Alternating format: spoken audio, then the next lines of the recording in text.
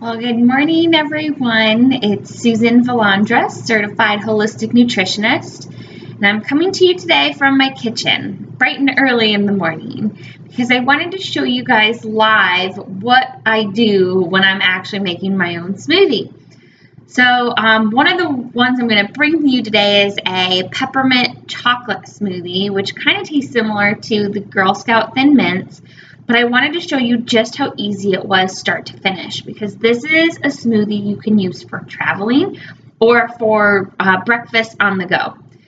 So to get started and dive right in, this is old trusty for me. This blender has a lot of frequent flyer miles on it, probably more than a lot of people. But I bought this blender from Target probably 5 years ago for I think $17. It's still going strong. It still works great, so I highly recommend it.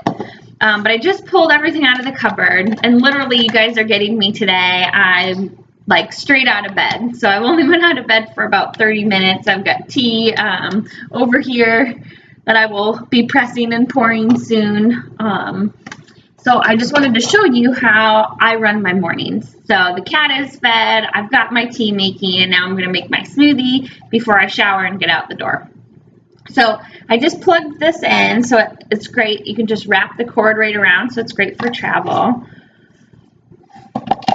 And again, this morning with the peppermint chocolate smoothie, I will be showing you guys how to make that. So the first ingredient is avocado.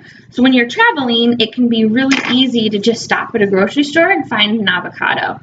Now, if the avocado isn't ripe for some reason, and let's say you've got kind of a shorter trip, what you want to do is at the grocery store, get a paper bag.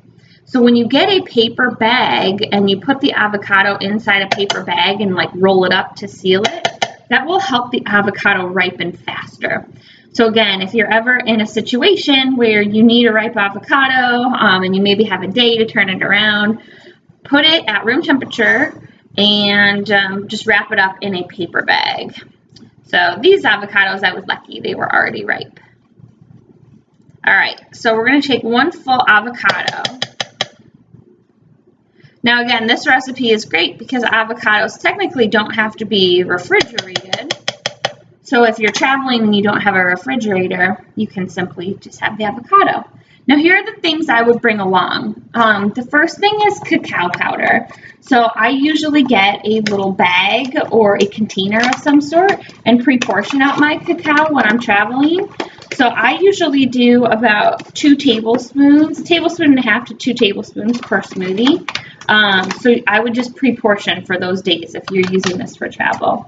But otherwise, we're just going to do 2 tablespoons here. And then the other thing for travel is stevia. So this is liquid. So if you're traveling in a plane, you might not want liquid, but you can do these great little packets of stevia. And that way you can travel safely through TSA with your ingredients. But today I'm going to use the liquid stuff. And I usually find about 1 liquid dropper full of stevia is good for this recipe. If I were going to use the packets, the powdered stevia, I usually do 2 packets. You can also get stevia in bulk and put it in these great little jars, which are awesome for traveling too. So I've kind of got every option available to me in case I'm traveling. So after the avocado and the 2 tablespoons of cacao, I do a little bit of wheatgrass powder. So I just kind of have a little bit in a spoon here. That you don't necessarily have to travel with, but because I'm at home and I have access to all my ingredients today, that's what I'm putting in there. Wheatgrass powder is just good for a little extra chlorophyll. And then I'm doing a little bit of Siberian ginseng. So this is a really great adaptogen. It's really great for your adrenals, great for your thyroid. So I like to put in the raw herb in my smoothies as well. The great thing about things like Siberian ginseng and wheatgrass is you don't really taste them too much in your smoothies. So they can be really great additions health-wise without adjusting the flavor too much.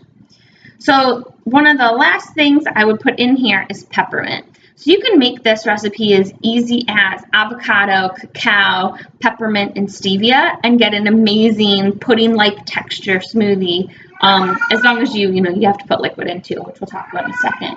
That's kind of the base of it. So I just do probably about equivalent of a teaspoon of the peppermint oil. Now, for the liquids, this is where I'm going to talk to you guys about some options for travel. So my standard would be coconut milk. Now, coconut milk makes it more of a pudding texture, and it's really good. So I fill it up to about almost the top of the blender. I don't even measure, which would equal roughly probably 10 to 12 ounces of liquid. Now, if you're traveling and you can't do, you don't have access to coconut milk, what you can do is you can also take your tea. So sometimes when you travel, you have maybe like a coffee maker or something that'll make hot water in your room.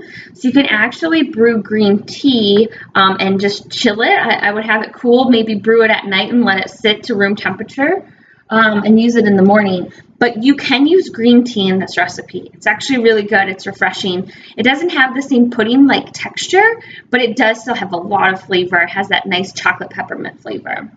The other thing you can use too is coffee. So if you are like me and sometimes you're strapped for time, I like to just combine things. So sometimes I'll use the green tea or the coffee in this recipe so I get my caffeine kick right in with my smoothie.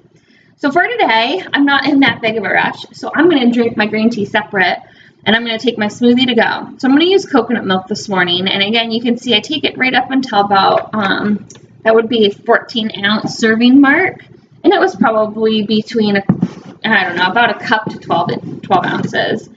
Now, the other thing I'm going to add today is some coconut oil. Again, this is not always convenient to travel with, but I'm at home, and I feel like I need coconut oil today. So coconut oil I'm adding because I just want some extra fats in today, and I want to really make sure I sustain my energy throughout the morning because I'll be having a late lunch today. So once you get everything all put together, you simply blend it up.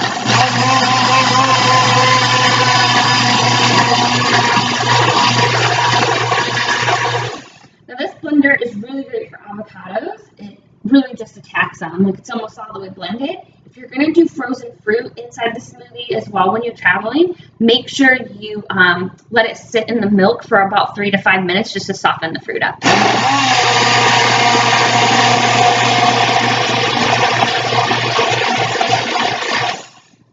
And there you have it. I would just simply remove this, put my ingredients away, and then I would grab one of my handy dandy stainless steel straws, and I have breakfast to go. So this video was 8 minutes. You watched me make a smoothie. Sure, I had all the ingredients out, but it only took me about 60 seconds to do that. It'll take me about 60 seconds to put them away. So in under 10 minutes, you can easily make yourself a healthy, nutritious, and delicious recipe to go. Well, I hope you guys found this helpful this morning. You got to wake up with me. So use this recipe for yourself for breakfast on the go, or even when you're traveling, incorporate healthy, good recipes that are nourishing for you while you travel to make sure you stay really healthy. All right, guys, thanks so much for watching. If you enjoyed this video, please like it and share it with your friends and the ones that you love. Thanks so much. We'll see you guys soon.